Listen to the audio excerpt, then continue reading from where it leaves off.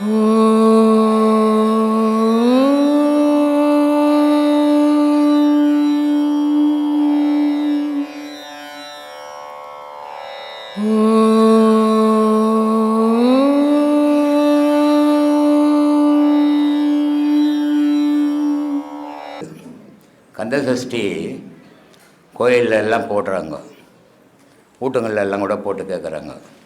ஆனால் கேட்குறாங்க, அது பொருள் நான் புரியாமையே கேட்டுன்னுக்குறாங்க. ஏதோ பாட்டு சூழமகள் ராஜலட்சுமி நல்லா பாடினாங்க அப்படின்ட்டு கேட்டுங்கிறாங்க. அதில் சொல்கிறாரு, துதிப்போர்க்கு வல்வினைப்போம் துன்பம் போம், நெஞ்சில் பதிப்போர்க்கு செல்வம் பழித்து கதித்து ஓங்கும், நிஷ்டையும் கைகூடும் நிமரது கந்த சஷ்டி கவசந்தனை, அமரர் இடதீர அமரம் புரிந்த குமரனடி நெஞ்சே குறி, சஷ்டியை நோக்க சரவண பவனா சிஸ்டர் கொலும் செங்கது வேலோன் பாதம் இரண்டும் பன்மணி சதங்கை கீதம் பாட கிங்கனி ஆடன்றார்.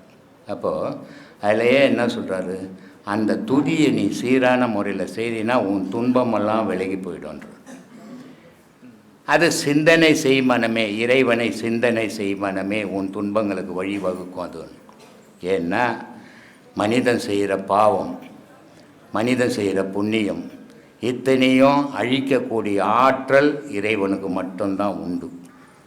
ஆனால் மனிதன் செய்கிற பாவம், மனிதன் செய்கிற புண்ணியத்தை இறைவன் அழிக்கிறது இல்லை.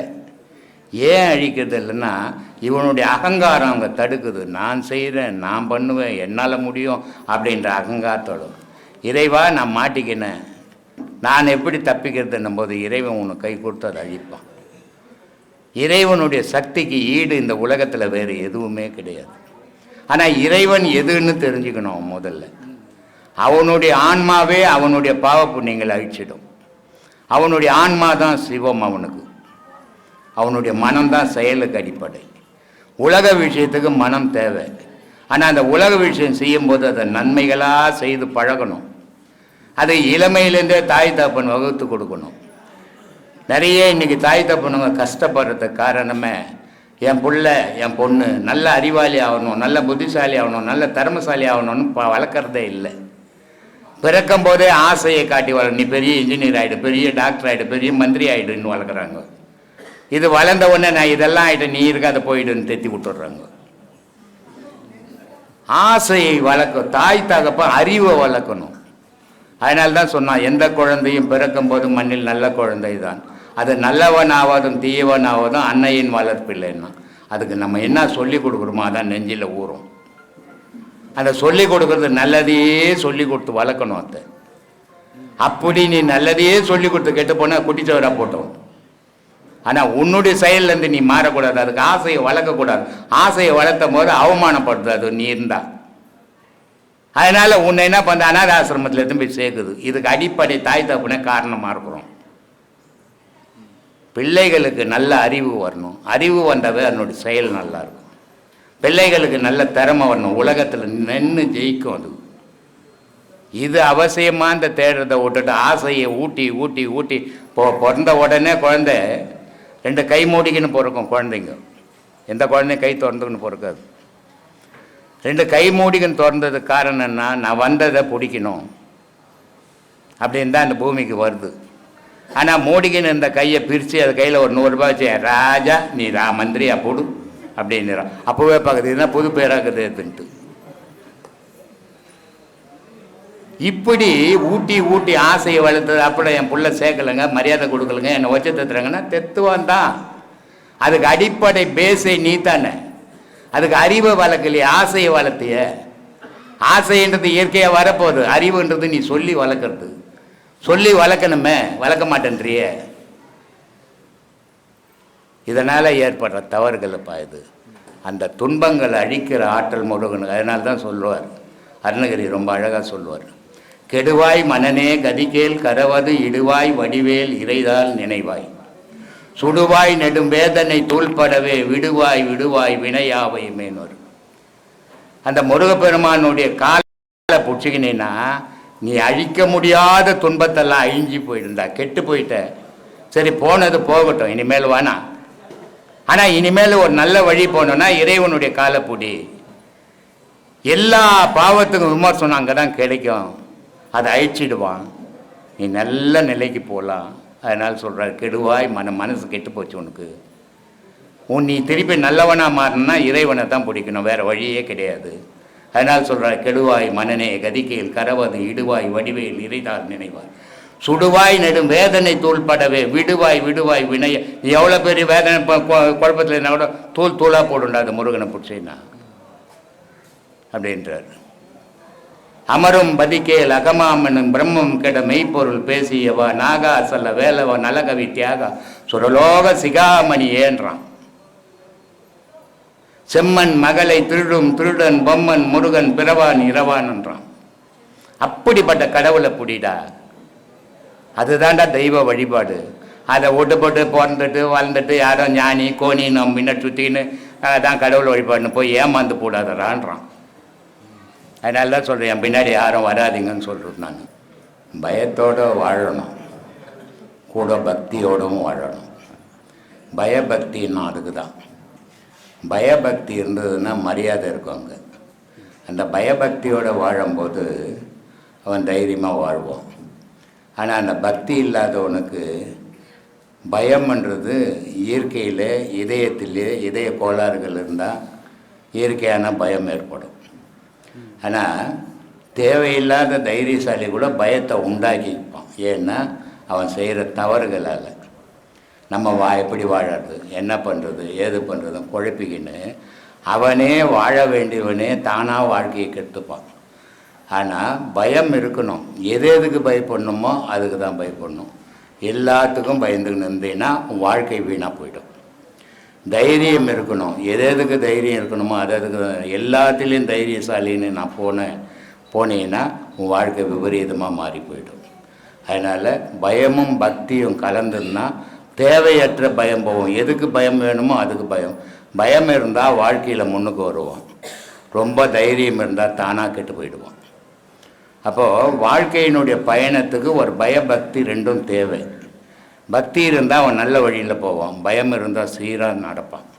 ஆனால் பயமும் இல்லை பக்தியும் இல்லை அப்படின்னா முரட்டுத்தனம் தான் உருவாகும் மனுஷனுக்கு. அந்த முரட்டுத்தனம் அவன் வாழ்க்கைக்கு அது கேடாக விளையும். அவனுக்கு மட்டும் இல்லை, அவனை சுற்றி இருக்கிறவனுக்கும் கேடாக மறையும்.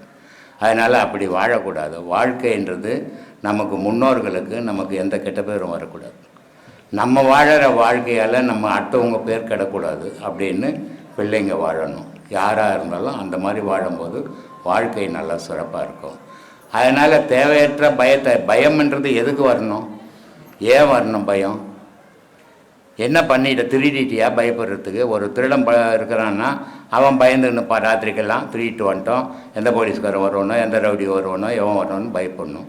ஒழுக்கமாக வாழறவனுக்கு என்ன பயம் இருக்குது? உழைப்பு உண்டு, ஊதியம் உண்டு, உன் குடும்பம், நீ வாழும்போது என்ன பயம் தேவை? அது தேவையற்ற பயம் வர்றது இதய கோளாறு இருந்தால் தேவையற்ற பயங்கள் வரும். நல்லா இருக்கிறவனுக்கு தேவையற்ற பயம் வராது, தேவையான பயபக்தி வரும். அப்படி தேவையான பயபக்தி வரும்போது அவன் வாழ்க்கை நல்லாயிருக்கும். காகிதம் பொறுக்கிறோம், பாக்கெட்டில் கூட 10,000 ரூபாய் வச்சுன்னு சுற்றிங்கிறான். காலையில் 4 மணிக்கு எழுந்து எல்லோரும் எழுந்துக்கிறதுக்கு முன்னே காகிதம் போடுறோம், அவங்க கூட 10,000 ரூபாய் வச்சுக்கிறான்.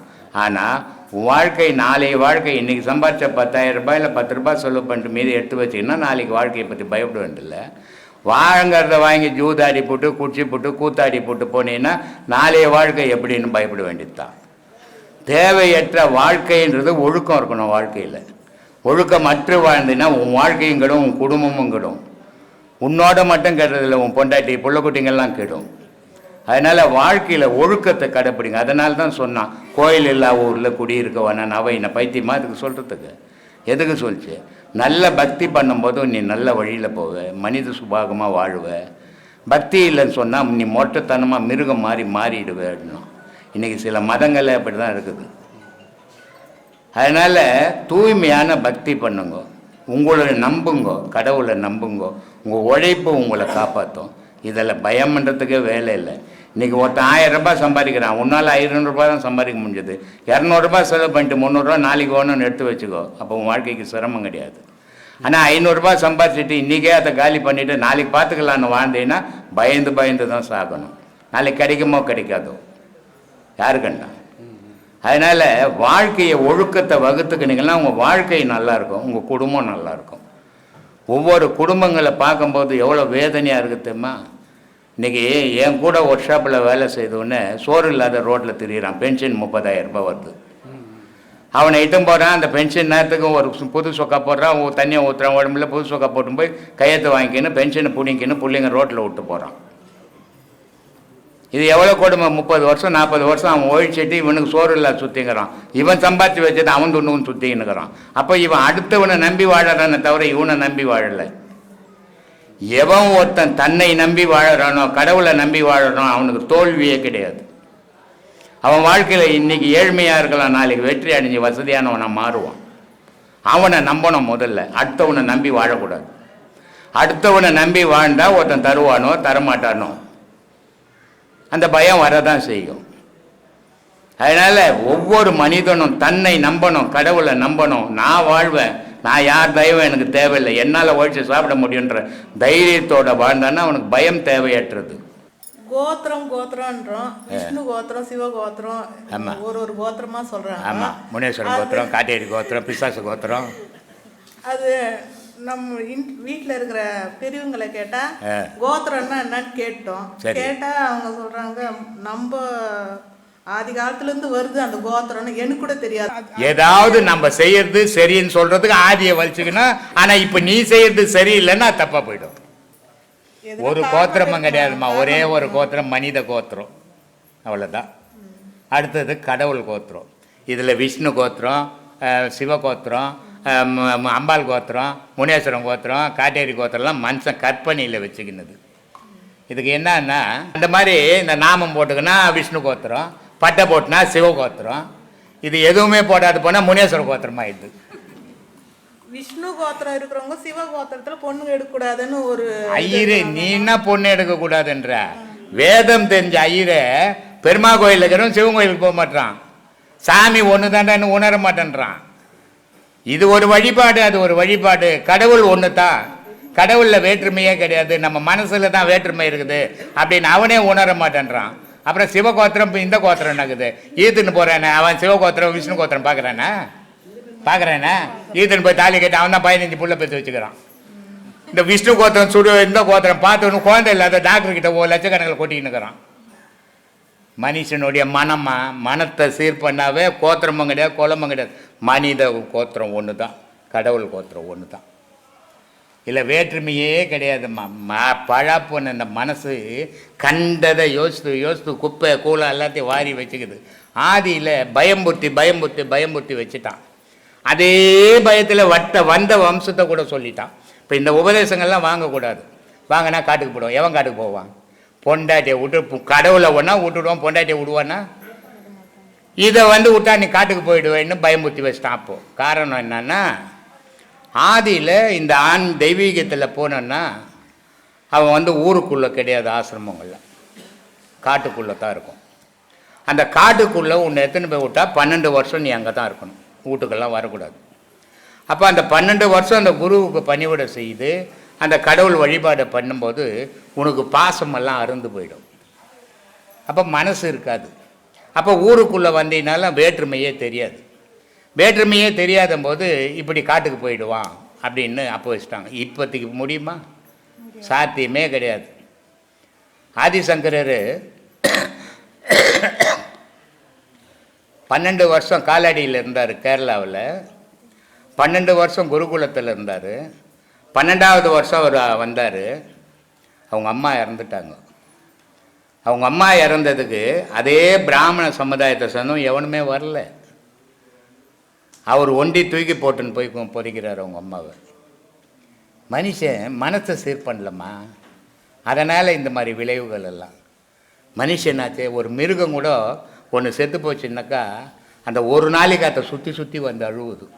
ஆனால் இந்த பாழா போன மனுஷனுக்கு மனசை வச்சுக்கின்னு கூட அந்த மிருகத்துக்கு இருக்கிற பக்குவம் கூட இந்த மனுஷனுக்கு இல்லாதக்கிறான். அவன் செத்து போட்டான் நமக்குன்னா, இவன் செத்து போட்டான் நமக்குன்னா. ஒரு உயிர் போச்சே, ஒரு உயிர் பிரிஞ்சுது, இந்த துன்பம் எவ்வளோப்போ. ஒருத்தன் கத்தியத்தை குத்துறான். சரி, குத்தனவன் செத்து போயிட்டான். குத்தனவன் குடும்பம் கெட்டு போச்சு. உன் குடும்பம் என்ன ஓஹோ நான் வாழ போகுது. நீ ஜெயிலுக்கு போனாலும் உன் குடும்பம் கிடையாதானடா போகுது. அவனும் வாழலை, நீயும் வாழலை. இன்னும் இதில் பயணம் கண்ட நீ சிந்திச்சு பாருங்க. ஒருத்தரை கொன்று என்ன பயன்? ஒருத்தரை முடிஞ்சால் வாழ வைக்கலாம், முடியலையா விலகி நின்றுடலாம். அழிச்சு யார் அழிச்சும் யாரும் வாழ்ந்தது இங்கே சரித்திரமே கிடையாது. பெரிய பெரிய மன்னர்லாம் ஒரு மன்னர் அழிச்சுக்கின்னு வாழ்ந்தான். எவன் நின்னான் இங்கே? எல்லாரும் ஒரு நாள் போய் தான் ஆகணும். மனித வாழ்வு பிறந்ததுலேருந்து இறக்குற வரைக்கும் நன்மையை செய்ததுனால தான் நான் சொல்கிறேன், மனுஷன்றவன் கொடுத்து வாழறோம், மிருகன்றது எடுத்து வாழறதுன்னு. கொடுத்து வாழ தெரிஞ்சதுன்னாவே அவன் மனம் பக்குவப்பட்டதுன்னு அர்த்தம். எடுத்து வாழ தெரிஞ்சதுனாவே அவன் மனம் மிருகத்தனமாக போகுதுன்னு அர்த்தம். யார் ஆயிடுச்சும் யாரும் இங்கே நிரந்தரமாக வாழ போகிறதில்லை. எல்லாரும் நல்லா இருக்கணும், நம்மளும் நல்லா இருக்கணும்.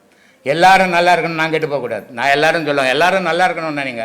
நீ நல்லா இரு, முதல்ல 4 பேருக்கு நல்லது செய். 4 பேர் நல்லா இருக்குன்னு நீ கெட்டு போடாத. என்னுடைய பாலிசி தான். அதனால் அதெல்லாம் ஒரு கோத்திரமும் கிடையாது. இன்னும் இருக்கிற பிள்ளைக்கு நல்ல கோத்திரமாக பார்த்து, சிவகோத்திரம் பார்த்து, இல்லை பெருமாள் கோத்திரம் பார்த்து கட்டினீங்கன்னா குழந்தை குட்டி இல்லாத போட போகுது. என் கோத்திரம் பார்த்து கட்டிக்க போ. ஐயா, தாய் தகப்பனை வேதனை பட வைக்கக்கூடாதுன்னு சொன்னீங்க. ஆமாம்மா. நம்ம எங்கன்னா வெளியூருக்கு எங்கன்னா போனோம்னா, இப்போ யமகண்டம் இருக்குது, ராகு காலம் இருக்குது, போகக்கூடாதுன்னுவாங்க. நம்ம அவங்களையும் மீறி நம்ம போகிறோம். போகும்போது அவங்க வேதனைப்படுறாங்க. அந்த வேதனை நம்மளுக்கு ஒன்றே சேராது. ஏன்னா கடவுள் படைத்த உலகம் இது. மனிதனால் படைக்க முடியாது, விஞ்ஞானத்தால் படிக்க முடியாது, யாராலையும் படைக்க முடியாது. கடவுள் படைத்த வேதத்தில் கிரகங்களும் கடவுள் படைத்தது. அந்த கிரகம் சுற்றி வர்றது தான் யமகண்டம், ராகுகாலம், குளிகை இதெல்லாம். ஆனால் ராகுகாலம் வந்துடுச்சு, ஊரில் போகிற ட்ரெயின் பஸ் எல்லாம் நிறுத்திருப்பா. ராகு காலத்தில் யாரை எடுக்காதீங்க இப்போ வண்டின்னு சொல்ல முடியுமா? ஓடாதி ஆகுது, நிற்காதி ஆகுது, ஜனம் ஏறாதி ஆகுது. இது நம்ம மனசே நமக்கு தடையாக மாறுது. ஐயோ ராகு காலத்தில் நாங்கள் கல் வச்சுக்கிச்சுப்பா, காலில் ரத்தம் வச்சுப்பாங்க, அப்போ சொன்னாங்கப்பா அப்படின்னு. இதெல்லாம் ஒன்றும் கிடையாது. கடவுளை நம்புறவனுக்கு எந்த காலமும் கிடையாது. அவங்க வேதனைப்படுறாங்கய்யா, அதனால ஒரு வேதனையும் அது தேவையற்ற வேதனை. அது காரணம் என்னென்னா, இப்படி பேசி பேசி பேசி பேசி அவங்க மனசில் ஊறி போகிறது தான். ராகு காலத்தில் போகக்கூடாது, யமகண்டத்தில் போகக்கூடாது அப்படின்னு சொல்லி சொல்லி ஊறி போகிறதால போகும்போது அதுக்கு நம்ம சொல்கிறோம் மீறி போகிறாங்களே அப்படின்ற. அதனால் ஒரு பாதிப்பும் கிடையாது. வெளியே போகும்போது எதுனா அடிபட்டுச்சுன்னா அவங்க எதுனா தவறு செஞ்சா மாதிரிங்களா? ஆமாம், வெளியே போனால் இப்போ ஐயப்பன் கோயிலுக்கு போனாங்க. ஐயப்பன் கோயில் எரிஞ்சு வந்து ஒரு 20 பேர் செத்து போட்டாங்க. அவங்கெல்லாம் பாவம் பண்ணிட்டவங்களா? பழனிக்கு நடந்து போன பஸ்ஸுக்கார அடிச்சு தூக்கிட்டான் 10 பேர் 15 பேர். அவங்களாம் பாவம் பண்ணாங்க, மீதி பேரில் புண்ணியம் பண்ணோன்னா. விபத்துகளுக்கும் பாவத்துக்கும் புண்ணியத்துக்கும் பயனே கிடையாது, தொடர்பே கிடையாது. உனக்கு என்ன நடக்கணுமோ அது நடக்கும், அதை யாராலையும் தடுக்க முடியாது. ஆனால் உன் நம்பிக்கை கடவுள் மேலே இருக்கணும். இது மேலெல்லாம் நம்பினீன்னா இதெல்லாம் வரும். கடவுள் இருக்கிறான், என்னை காப்பாற்றக்கூடிய ஆற்றல் அவனுக்கு தான் இருக்குது. வேறு எதுவுமே என்னை ஒன்றும் பண்ணாது அப்படின்னு நினச்சிட்டின்னா உனக்கு எதுவுமே வராது. இப்போது ஒரு கோவிலுக்கு போகிற, கோவிலுக்கு ஏன் போகிற? அங்கே சாமி இருக்குதுன்ற நினைப்பு வந்ததால் தானே கோயிலுக்கு போகிற. அங்கே சாமி இல்லை கல் இருக்குதுன்னு நினச்சின்னா கோயிலுக்கு போவியா? போக மாட்டேன். அப்போ சாமி இருக்குதுன்னா அங்கே சாமி இருக்குது. ஒரு ரோட்டில் போகிற, பேய் இருக்குது அங்கே. பேய் இல்லை அப்படின்ட்டு போனால் அந்த பேய் உனக்கு ஒன்றும் பண்ணாது, உங்கள்கிட்ட வராது, உனக்கு தெரியாது. ஐயோ நான் போகிறேன், அங்கே பேய் இருக்குமோ, பிசாசு இருக்குமோ, பூதம் இருக்குமோன்னு நினச்சிக்கின்னு போனீங்கன்னா பேய் வந்து எதிர நிற்கும். அப்போ இது எல்லாத்துக்குமே காரணமான பொருள் மனம்.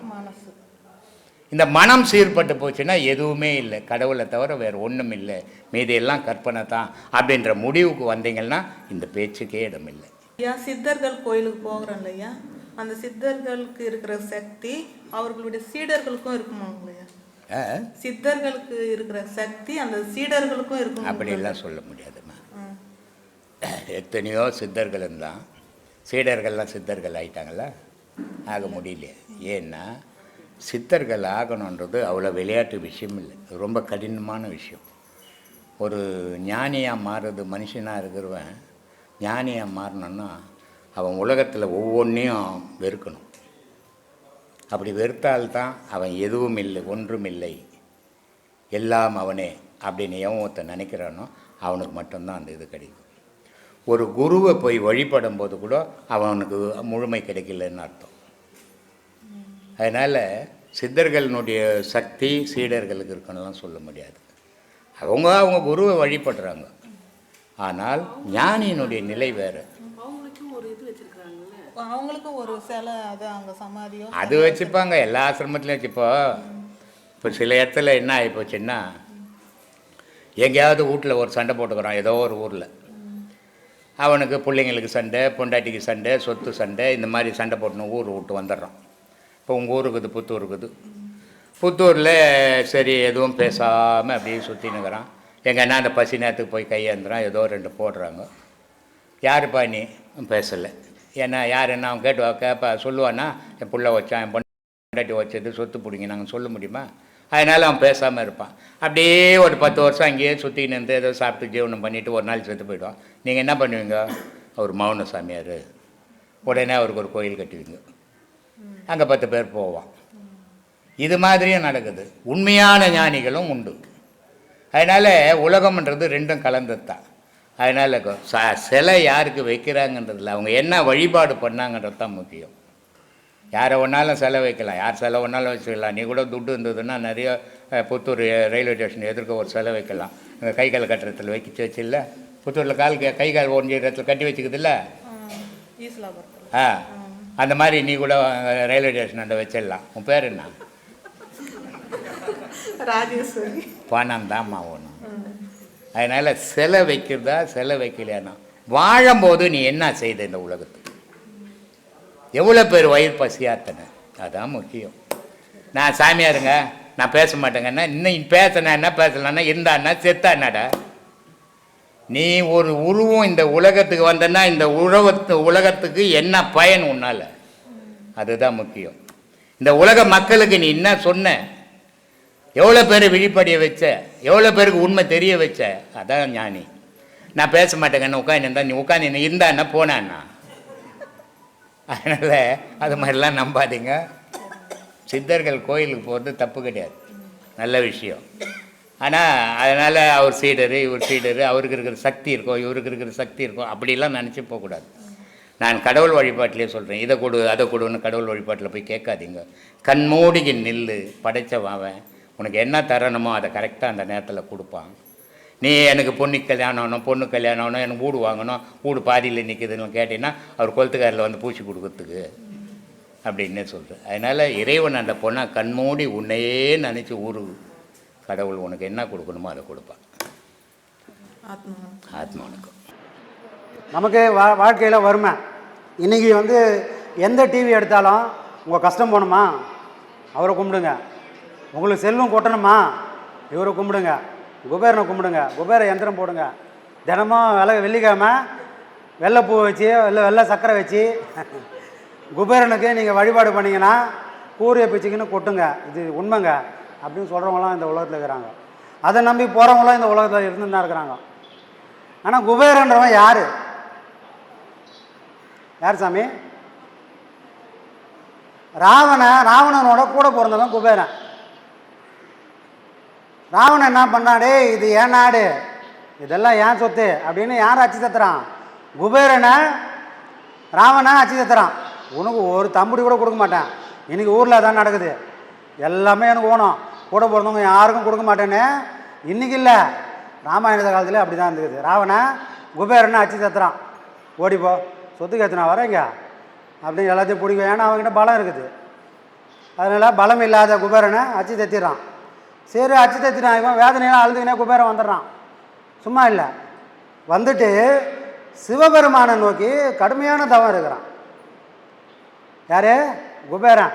அவங்ககிட்ட இப்போ 10 பைசா இல்லை, அவனே ஒரு பிச்சைக்காரன் ஆகிட்டான். குபேர வழிபாடு பண்ணுறவங்களாம் தெரிஞ்சுக்கணும். கடுமையான தவம் இருக்கிறான். யாரே? சிவபெருமானை நோக்கி. இவன் தவம் என்னடா இப்படி இருக்கிறான்னு சிவபெருமான் ரொம்ப சந்தோஷப்பட்டு அவன் முன்னாடி நின்று, என்னப்பா என்ன நோக்கத்துக்காக என் மேலே நீ தவம் இருக்கிற, என்ன விஷயம் சொல்லுப்பா அப்படின்னும் போது, இந்த மாதிரி எங்கள் அண்ணன் அச்சு தைத்திட்டாருங்க. இப்போ நம்மளாம் கம்ப்ளைண்ட் பண்ணாமல் தான் அச்சு தைத்திட்டாரு, எனக்கு ஒன்றுமே இல்லை, சொத்து சுகம் எல்லாம் எதுவுமே இல்லை, நீங்கள் தான் அதுக்கு ஏற்பாடு பண்ணணும். அடப்பா அதுக்கு ஏன்டா என்கிட்ட வந்த அப்படின்னு. உங்களை விட்ட நான் எங்கே போவேன்? சரி என்ன சந்தோஷமாக இருக்கணும், நான் என்னை நம்பி வர எல்லாருக்கும் கொடுக்குற அளவுக்கு என்கிட்ட செல்வம் ஓணும் அப்படின்னு கேட்கும்போது என்ன பண்ணுறாரு? யார் கொடுக்குறா? சிவபெருமான் குபேரன்ற ஒரு பதவியை கொடுத்து எப்பவுமே வற்றாத செல்வத்தை சிவபெருமான் குபேரனுக்கு கொடுக்குறார். கொடுத்தவர் சிவபெருமான். அவர் இருக்கிற இடம் சுடுகாடு, அவர் போட்டுனுக்கிறது மண்டவோட மாலை, அவர்கிட்ட எந்த செல்வமும் இல்லை. ஆனால் எதுவும் இல்லாத ஒருத்தரால் தான் எல்லாத்தையும் கொடுக்கவும் முடியும்.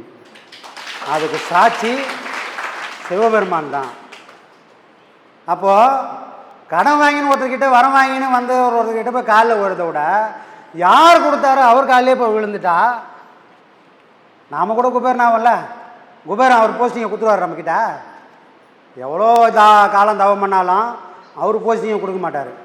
ஆனால் ஒரு ஞானி இருக்காங்க, ஒரு மகான்கள் இருக்காங்க, அவங்கக்கிட்ட நம்ம போகிறோம்.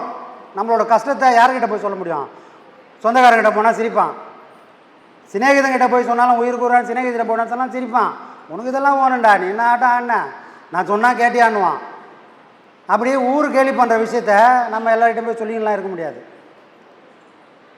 அப்போ யார்கிட்ட போய் சொல்கிறதுனா இந்த மாதிரி கடவுள்கிட்ட தான் போய் சொல்லணும். போகிற வரங்கிட்டலாம் போய் சொன்னால் அதுக்கு விமோச்சனமே கிடையாது. அப்போது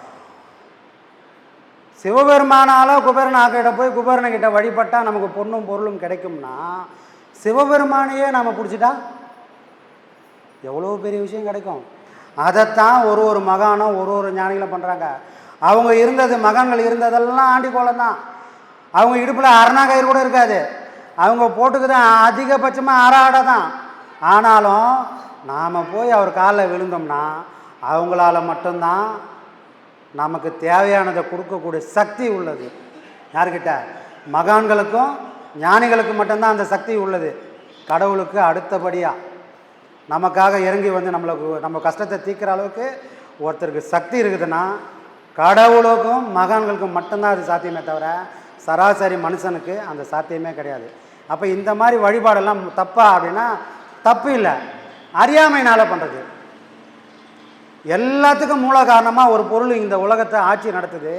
அந்த பொருளை பிடிச்சிட்டோம்னா வேறு எதையும் நாம் பிடிக்க வேண்டிய வேலையே கிடையாது. சரிங்களா? அப்போது எல்லாத்தையும் படைச்சிட்டு சும்மா இருக்கிற அந்த ஒரு பொருள் எல்லாத்துக்கும் காரணமான மூலமான பொருள், அதுதான் மூலப்பதி. அந்த பதியை நமக்குள்ளவே நாம் உணரணுன்றது தான் ஐயாவுடைய தீவிரமான கொள்கை. அதுக்காக தான் இவ்வளோ உபதேசம். இந்த பாடங்கள்லாம் கேட்கும்போது நமக்கு என்ன சாமி ஆகும்? ஒரு மனுஷனுக்குள்ளே 3 விதமான நெருப்பு எரிஞ்சிக்கினே இருக்குது. ஐயா சொல்லியிருக்காரு, 3 விதமான தீ ஒரு மனுஷனுக்குள்ளே எரியுது. என்ன சாமி தீ அது? ஒன்று காமத்தீ, ஒன்று பசித்தீ, ஒன்று ஞானத்தீ. ஒரு மனுஷனும் அந்த ஞானத்தீயை அணைக்கிறதுக்கு போக முடியாது, அவங்க போகிறதும் கிடையாது. எல்லாரும் அதை போகிறதுக்கான வாய்ப்பும் இல்லை. ஆனால் இந்த 2 தீ கூடவே வாழ்க்கை நடத்தினுக்கிறாங்க. ஒன்று காமத்தீயை அழிக்கிறதுக்கு முயற்சி பண்ணினுக்கிறாங்க, இந்த பசி தீயை அழிச்சிடலான்னு முயற்சி பண்ணிங்க. நம்ம வாழ்நாள் ஃபுல்லாக சாப்பிட்றது எதுக்கு? ஒரு ஜான் வயிறுன்னு சொல்கிறோம். ஏங்க அங்கங்கே குளத்தையே இல்லாமல் பண்ணிடுறாங்க, ஏரியை இல்லாமல் பண்ணிடுறான். இப்போ கடல்லே மண்ணி கொட்டி ஒரு தீவையை உருவாக்குறானே. ஆனால் இந்த ஒரு ஜான் இதுவை 3 வேலையும் சாப்பிட்றோம். சரி, சாப்பிட்டு போட்டு உள்ளே ஃபுல்லாக ரொப்பிட்டோம், அதோட சும்மா கதானா? சும்மா இல்லை. அடுத்த ஒரு 2 மணி நேரத்துக்கு நான் திரும்ப தயாராகிடுது. டேய், நீ போட்டதெல்லாம் பத்தலடா, இன்னும் பள்ளமாகி போச்சு, எனக்கு உள்ளக்கிற நெருப்பு எல்லாத்தையும் சாம்பல் ஆகிடுச்சு, இப்போ ஏதாவது போடு அப்படின்னு அது கேட்குது. நான் அது பேச்சை கேட்கலன்னா அவரு வயிற்றில் ஓட்ட போட்டுருவார், அல்சர் ஆகிடும். அப்போது இந்த தீ, இந்த பள்ளத்தை இந்த உலகத்தில் யாராலையும் அழிக்க முடியாமல் இருக்குது. அப்போ இங்கே வரவங்களுக்கு என்ன சாமி இருக்குது? அதனால தான் அந்த தீயை அடிக்கிறதுக்காக இங்கே ஐயா வழியில் அன்னதானம் பண்ணுறோம். ஆனால் அது அன்னதானமான அன்னதானம் இல்லை, பிரசாதம். அந்த பிரசாதம் இந்த பசி தீயை அணைக்கக்கூடிய வல்லமை உண்டு. நம்ம காலமுள்ளாக சாப்பிட்டா கூட அணையாது அந்த பசி தீ. இப்போ நாம் கூட நல்லா சாப்பிட்டுருந்துருப்போம். பானம் பண்ணுறவங்க இப்போ கேட்டால், சாமி சாப்பாடே குறைஞ்சி போச்சு சாமி. நல்லா சாப்பிட்டு இருந்தவங்களுக்கு சாப்பாடு எப்படி குறையும்? ஆரோக்கியமாக தானே இருக்கிறேன், எப்படி குறைஞ்சது? அது யோகத்தீயால் வந்த வினை, ஐயாவோட ஆசீர்வாதத்தால் வந்த தீ. அப்போது உலகத்தில் அழிக்க முடியாத இந்த தீயை இங்கே அழிக்கிறதுக்கான ஒரு வாய்ப்புகள் இருக்குது. இந்த சத்சங்கம் கேட்குறோம், எதுக்காக கேட்குறோம்? ஒரு மனுஷனுக்குள்ளேயும் நல்ல சூடம் இருக்குது, கெட்ட சூடம் இருக்குது. போன வாரம் அவர் நம்ம ஆர்டிஸ்ட் கேட்டார், சாமி அங்கின்னா என்ன சாமி, வன்னின்னா என்ன சாமின்னாரு. இந்த வன்னியினாலும் அங்கியினாலும் என்னென்னா அதுதான் நமக்குள்ளே இருக்கிற சுத்தமான தீ. அந்த தீயை நம்மளால் ஏற்ற முடிஞ்சதுன்னா உள்ளே இருக்கிற அந்த காமமான தீயும் அணையும். இந்த தீ எரிஞ்சால் மட்டும்தான் உள்ளே இருக்கிற காமத்தீயே அணையும். இந்த தீயை ஏற்றாமல் இந்த சத்சங்கமே எதுக்காகனா இதை கேட்கும்போது மட்டும்தான் இந்த தீ நமக்குள்ளே பிரகாசமாக எரியும். இந்த தீ ஒன்று மட்டும்தான் நமக்குள்ளே இருக்கிற அந்த கோபத்தீயையும் அந்த காமத்தீயையும் அழிக்கக்கூடிய வல்லமை உண்டு. எதுக்கு? இந்த காதால் கேட்கக்கூடிய, இந்த காதால் கேட்டு இந்த புத்தியால் உணரக்கூடிய இந்த சத்சங்கத்துக்கு அப்படி ஒரு வல்லமை உண்டு. அப்படின்றதுனால தான் ஐயாவோடைய பேச்சை கேட்டு நாம் எல்லாரும் மகிடிக்கு முன்னாடி மழங்கி நின்ற பாம்பு மாதிரி நாம் எல்லாம் மழங்கி நின்றதுக்கு காரணம், நமக்குள்ள ஐயாவோட பேச்சை கேட்கும்போது சுத்தமான தீ மேலே எழும்போது அது அங்கேயாவும் வன்னியாகவும் மேலே எழும்புறதுனால தான் நம்மளால் அவ்வளோ மதிமயங்கி அதை கேட்டுன்னு இருந்தோம்.